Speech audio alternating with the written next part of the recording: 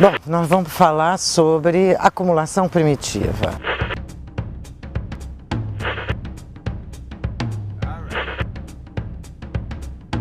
Antes de entrar no tema propriamente, vamos situar onde está o tema, mais claramente, explicitamente na obra do Marx, está no capítulo 24 do livro 1 do Capital.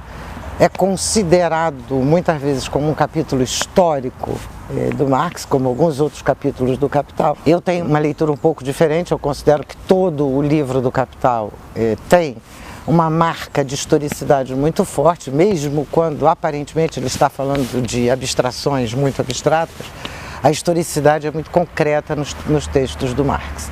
Mas isso, então a acumulação primitiva, que está nessa seção final do livro 1, começa com uma crítica à própria noção de acumulação primitiva. E tanto é assim que o nome do capítulo é a assim chamada acumulação primitiva, e não simplesmente acumulação primitiva. Quem é que o Marx está criticando e o que é que ele está criticando? A economia política clássica tem como base histórica para o início do capitalismo o que o Marx chama de uma espécie de relato idílico. De um lado, aqueles que economizaram, que não fizeram, que não gastaram, não foram para a festa e ficaram ricos. E de outro, aqueles que gastaram tudo que fizeram foi dissipado e que, portanto, ficaram sem nada e os que acumularam fizeram, segundo a economia política, uma acumulação primitiva e aí, por isso, podem empregar os outros e por isso eles é que dão os empregos aos outros. O Marx critica radicalmente essa interpretação, diz que essa é uma interpretação idílica, não há, essa acumulação primitiva absolutamente não existe. Se há alguma coisa que poderia ser chamada de acumulação primitiva para o Marx, mas já depois de feita a crítica, então é bem importante que quando a gente usa essa categoria, lembre que ela é uma categoria sob crítica. Se há alguma coisa que a gente possa chamar de acumulação primitiva, é um processo histórico e social extremamente complexo, extremamente violento, que consiste em várias situações, das quais duas são fundamentais. A primeira é o roubo da igreja, é o roubo, é o saque, é o roubo das terras da igreja, é o saque colonial, é a devastação da África, é a escravização dos africanos, em suma, é toda a parte pela qual enriquecem alguns setores da sociedade, no caso da sociedade inglesa, e de outro lado, e é o cerne dessa categoria, é a expropriação dos trabalhadores diretos, é a expropriação principalmente do povo do campo. O que significa essa expropriação? Significa que os trabalhadores que conseguiam garantir sua subsistência através de plantar na terra, colher, fiar, tecer, etc., esses trabalhadores que tinham acesso à terra para produzir os bens necessários para a sua vida, foram sendo expulsos das suas terras de maneira sistemática desde o século XIV, XV até hoje, e continua, esse processo continua, foram sendo expulsos das terras e sem conseguir produzir sua própria existência, ficavam sem condições de existir, porque o acesso à terra estava sendo bloqueado e só tinham, portanto, sua força de trabalho para viver.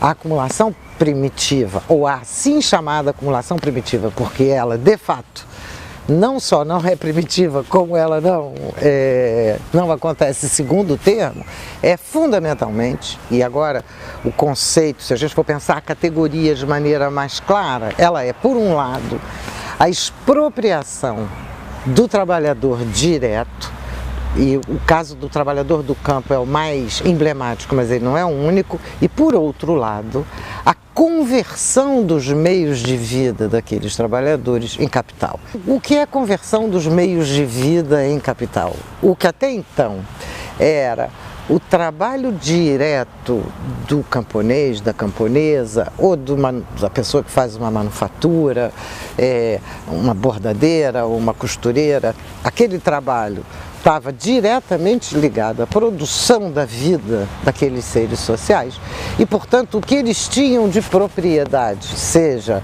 a pá, a foice, um tear ou um fuso, aquela propriedade daquelas coisas estava diretamente ligada ao trabalho deles. Era uma extensão da atividade humana, trabalho daqueles trabalhadores.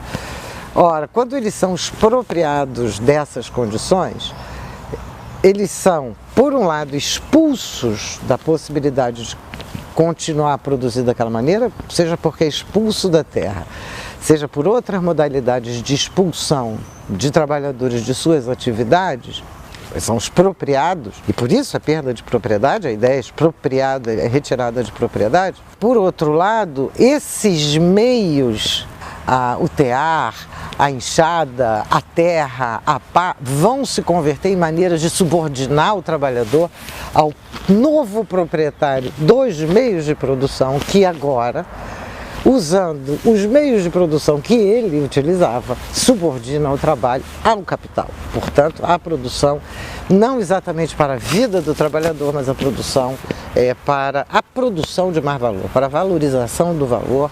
Portanto, é uma produção de bens maior, uma produção mercantil maior, mas não está mais voltada para a vida do trabalhador e sim para a valorização do valor.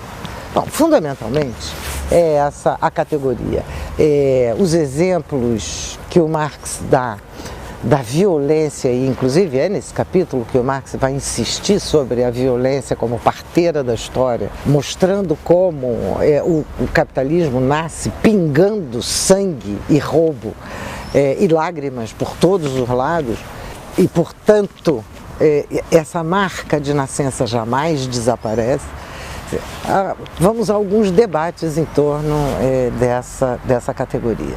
É uma categoria que volta e meia é utilizada como se fosse meramente história. Então, a acumulação primitiva é alguma coisa que está antes da existência do capitalismo e que depois da existência do capitalismo não seria mais acumulação primitiva.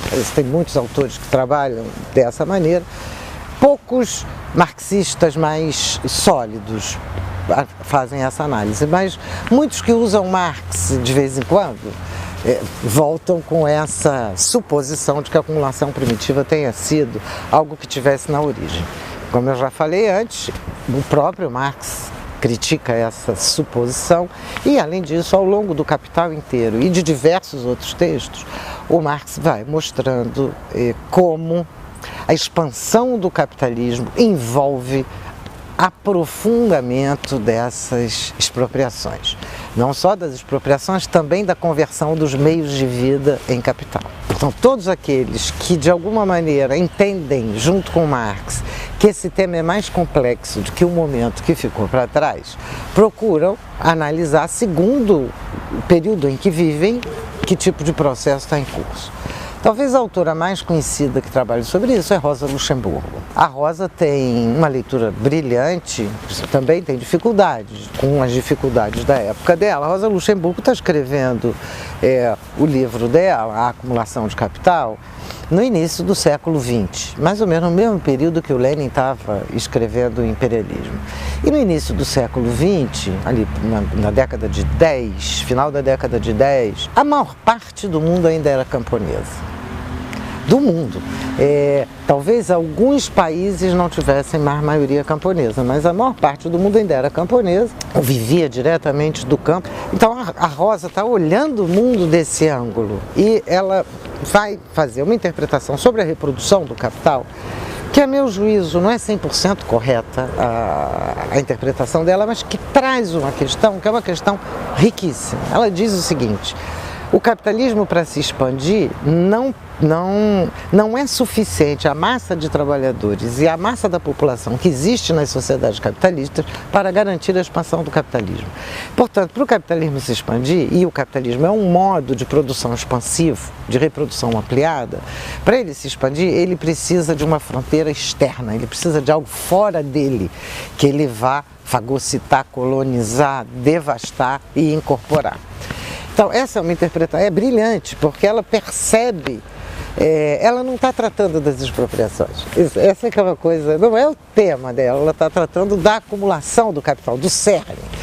Mas ela toca numa questão que é uma questão importantíssima. E essa questão ela tem razão, não que o capitalismo precise de alguma coisa fora dele, mas é que o capitalismo vai, para se expandir, precisa permanentemente produzir mais trabalhadores, expropriar os trabalhadores que estejam no campo e depois em outras condições e, ao mesmo tempo, converter esses meios de vida em capital. Talvez isso tenha se tornado mais urgente e mais grave agora, no final do século XX, quando alguns autores se dão conta que a expansão do capitalismo está trazendo algumas alterações significativas. Então, talvez o autor mais importante aí seja o Harvey, David Harvey, que vai falar do capitalismo por expoliação.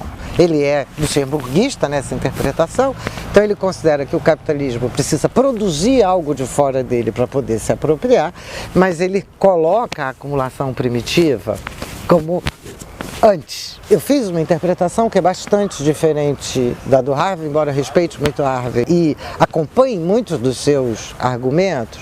A discussão fundamental é que, a meu juízo, não há lado de fora e lado de dentro. A questão não está aí.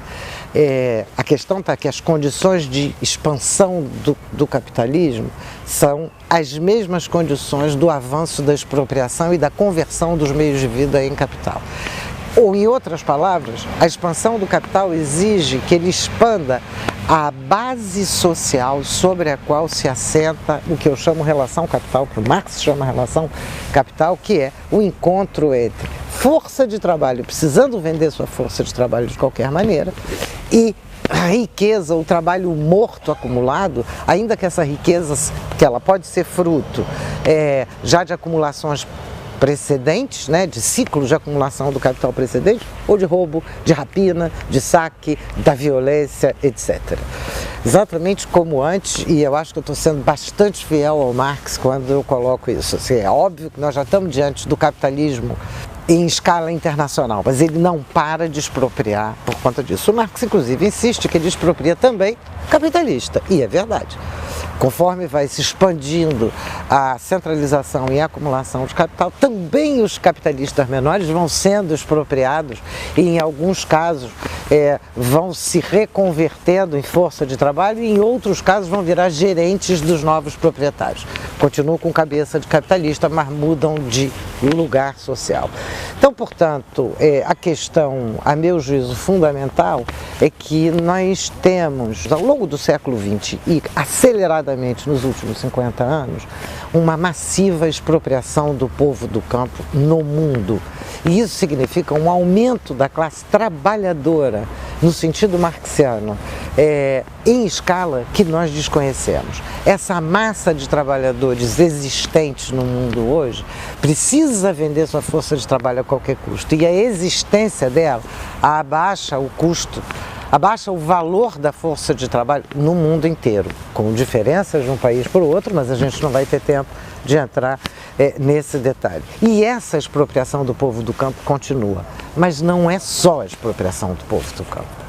A gente está assistindo também, nós assistimos principalmente no final do século XX e aceleradamente no início do século XXI, ao roubo de direitos, ao roubo de terras públicas, ao roubo dos recursos públicos direcionados para determinados grupos, ao mesmo tempo em que se extorquem os direitos dos trabalhadores, que de alguma maneira eram um impedimento a esse avanço do capital sobre o trabalho, o que disponibiliza a força de trabalho, recoloca essa força de trabalho em condições precárias.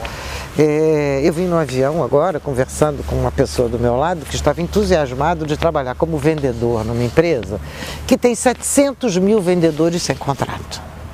700 mil vendedores sem nenhum direito, espalhados no país inteiro. Quando a gente imagina alguma coisa como Uber, que mobiliza no Brasil alguma coisa em torno, acho que hoje é em torno de, é mais de 1 milhão de trabalhadores cadastrados no Uber.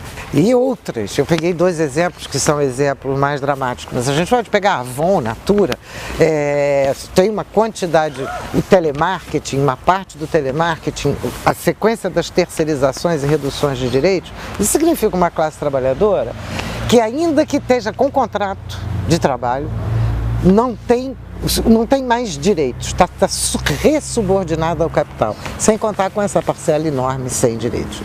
E as formas de conversão dos meios de vida em capital também estão a cada dia mais drásticas, bárbaras, violentas, assim, a imagem do seu nascimento, como, por exemplo, o controle sobre as biotecnologias, o controle sobre as águas, o controle sobre a reprodução das plantas, que são os transgênicos, e atualmente o uso muito generalizado dos agrotóxicos.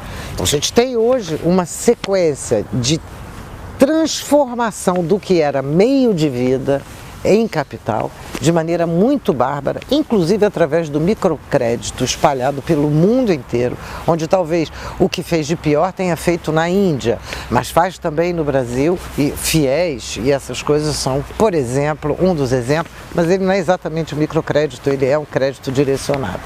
Então, para concluir, a acumulação do capital é a recriação das condições de expansão do capitalismo.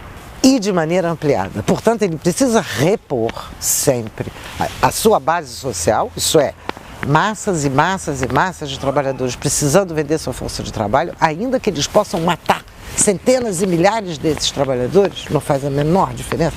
Eles precisam produzir mais e mais e mais massas de trabalhadores para se apropriar das condições de subordinar esses trabalhadores ao capital. Portanto, como quase todos os capítulos do Capital, o capítulo 24 é um capítulo maravilhoso. Aliás, toda a sessão sobre a colonização, que está na última parte do livro do Capital, vale a pena ser lido porque não resolve o nosso problema, mas permite a gente compreender o mundo contemporâneo e enfrentá-lo na escala que hoje ele se coloca.